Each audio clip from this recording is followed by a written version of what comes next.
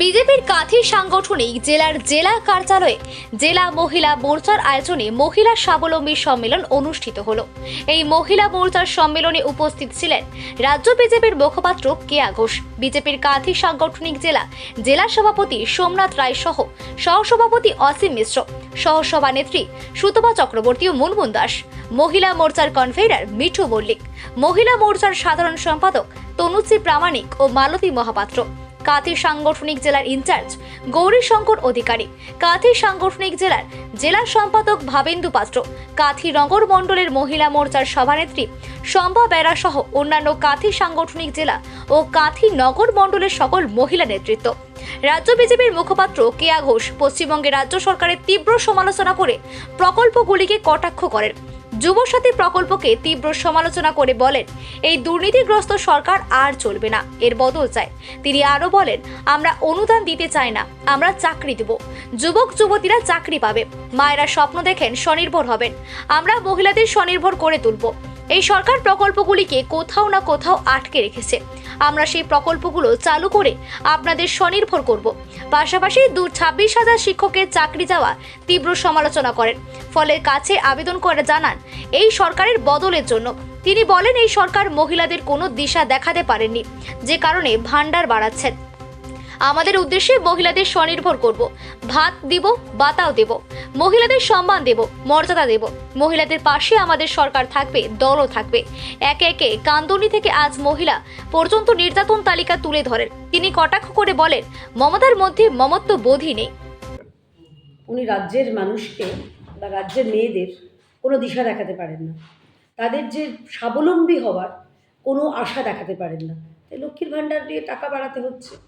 আমার প্রশ্ন হচ্ছে যে এই যে লক্ষ্মীর ভাণ্ডার উনি বাড়াচ্ছেন, খুব ভালো সামাজিক প্রকল্প, রাজ্যের উন্নয়ন কটা করেছেন সেটার বিষয়কে একটা শ্বেতপত্র প্রকাশ করবেন, নাকি রাজ্যের মানুষকে শুধু এবং শুধুমাত্র ভাতাজীবী করে রাখবেন? ভারতীয় জনতা পার্টি আমাদের প্রতিশ্রুতি হচ্ছে, আমরা ভাতও দেব, ভাতাও দেব, আমাদের রাজ্যের মেয়েদের সুরক্ষাও দেব, সম্মানও দেব, তাদের স্বপ্ন বাস্তবায়িত করার দায়িত্ব ভারতীয় জনতা পার্টির। এবং সেই সঙ্গে আরেকটা কথা বলে দিই, যেটা আমাদের মাননীয় বিরোধী দলনেতা বলেছেন, আমাদের রাজ্য সভাপতি বলেছেন, যে আমরা ন্যূনতম এই রাজ্যের মায়েদের বোনদের 3,000 টাকা দেব, তার থেকে 1 টাকা বাড়বে, কিন্তু কম হবে না। এবং তার সঙ্গে মেয়েদের স্বাবলম্বী হওয়ার যে রাস্তা, তাদের পাশে দাঁড়ানো, সমস্তভাবে সব রকমভাবে সাহায্য করব আমরা, আমাদের সরকার, আমাদের দল। দিদি, একটা প্রশ্ন। আনন্দপুরে এতজন মারা গেল, কিন্তু মুখ্যমন্ত্রী না গেলেন না, কিন্তু উনি এসআইআর বন্ধ করার জন্য দিল্লি ছুটে যাচ্ছেন, কি বলবেন?